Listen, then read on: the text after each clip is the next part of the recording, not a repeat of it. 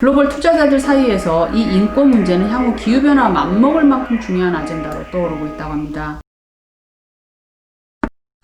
안녕하세요, 박란입니다. 네, 오늘은 공급망에 대한 이야기를 먼저 해볼까 합니다. 공급망 인권 지침 의무화되나 라는 이야기입니다. UN PRI라고 들어보셨는지 모르겠어요. UN 책임투자 원칙이라는 곳인데요. 이곳에서 인권정책 5개년 계획을 수립하고 있다고 합니다. 무슨 내용인지 한번 이야기해 보시죠. UN PRI에 대해서 잘 모르는 분들이 있으실 것 같아서 여기를 보시면요. 전 세계 기관 투자가들의 책임 투자 흐름을 주도하는 네트워크라고 보시면 돼요. 2006년에 UN 사무총장이었던 코피 아난 주도로 만들어져서 UN이라는 이름이 붙였고요. UN이 지원을 하는 책임 투자 원칙이라고 이해를 하시면 됩니다. 이곳에 이제 이런 PRI의 책임 투자 원칙을 이행하겠다라고 서명을 한 기관이 3,000여 곳에 달해요. 그 3,000여 곳은 어마어마한 돈을 굴리는 곳들이죠. 자산 운용사, 자산 보유자들, 일걸권 자문사들, 이런 큰 투자 기관들입니다. 우리나라에서는 국민연금이 여기에 책임투자 원칙에 서명을 했어요. 이하 서스틴 베스트, 후스굿, 안다 자산운용, ESG 모네타, 하이 자산운용 등이 서명을 했다고 합니다. PRI가 이제 이렇고요. 자, 그러면 이 PRI에서 중요하겠죠.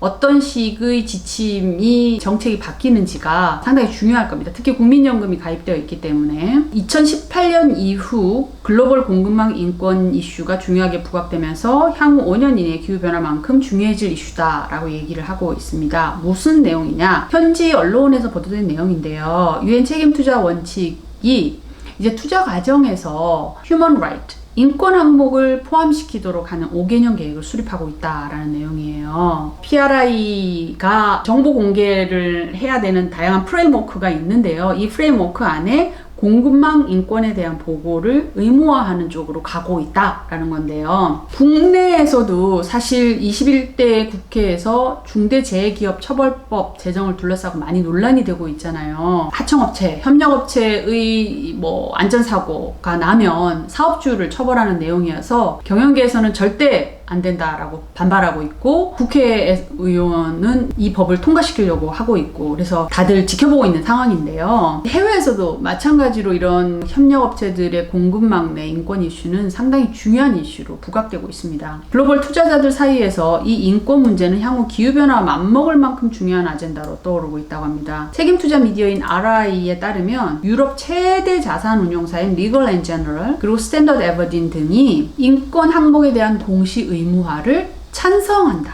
지지한다라고 밝혔어요. 그리고 투자자 40여 곳도 마찬가지로 부채에 굴레에 있거나 노예와 같은 근무 조건에서 일하는 이주 노동자들을 보호하도록 노력해야 된다라고 얘기를 하고 있기도 하고요. 이 피오나 레이놀즈라는 이분입니다. 피오나 레이놀즈 대표는 PRI 대표이기도 하지만 현대판 노예제도 및 인신매매위원회라는 곳의 위원장도 맡고 있는데요. 많은 투자자들이, 서명기관들이 3,000여 곳에 달하는데요. 이 기관들이 PRI에 대해서 인권과 같은 사회 이슈에 좀 더 목소리를 내라 라고 요구를 하고 있다라고 합니다. 특히 코로나로 인해서 공급망에서 일하는 이런 직원들의 인권 이슈가 더 부각되었다라고 얘기를 하고 있고요. 레이놀즈 대표의 말을 들어볼게요. 5년 전에 투자자들 중 상당수는 기후변화 문제에 대해서 이해하지도 못했고, 이것을 어떻게 투자하고 연결할 수 있단 말이야?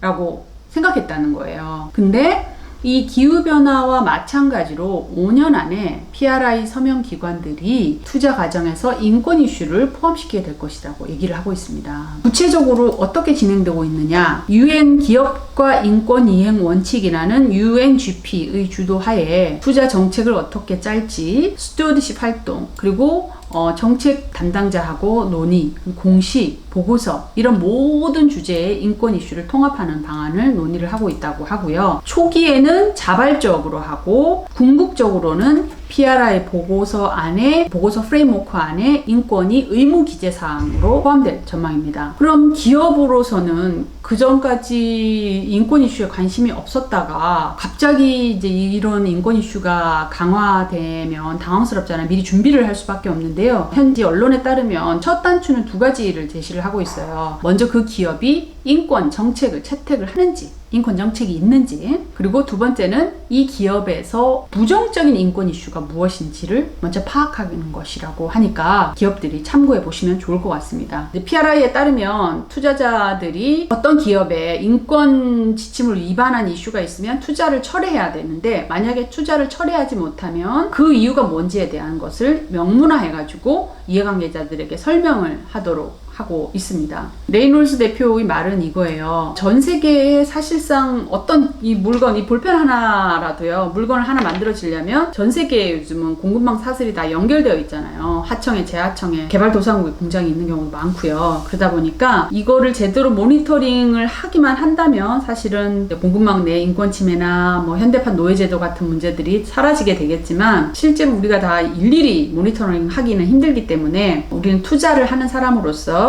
기업들이 어떻게 이 이슈에 대처해 나가도록 스스로 이야기를 하는지 격려하는 게 필요하다라고 얘기를 하고, 5년 안에는 투자자들이 이 기후변화 문제와 마찬가지로 인권 이슈를 리스크로 생각하게 되었으면 좋겠다라고 얘기를 하고 있습니다. 그래서 국민연금은 2009년도에 PRI에 서명을 했는데요. 그렇기 때문에 국민연금도 이 부분에 대해서 아마 점점 더 민감하게 보지 않을까라는 생각이 들고 있고요. 사실 ESG 이슈 가운데 언론에서 가장 급증하고 있는 게 바로 공급망 ESG 이슈라고 다들 전문가들은 얘기를 하고 있어요. 2015년에 영국에서는 Modern Slavery Act, 누가 제 발음 좀 이상하다고 얘기하는데 죄송합니다. 그 현대판 노예제도법, 현대판 노예제도법이라는 게 만들어진 이후에 평가기관들도 공급망 내 인권 조사 항목이 계속 추가되고 있고요. 2017년도에 로이터와 에코바디스가 공급망의 강제 노동과 인권 지수를 발표를 했고, 2018년도에 대형 유통회사 테스코와 타깃이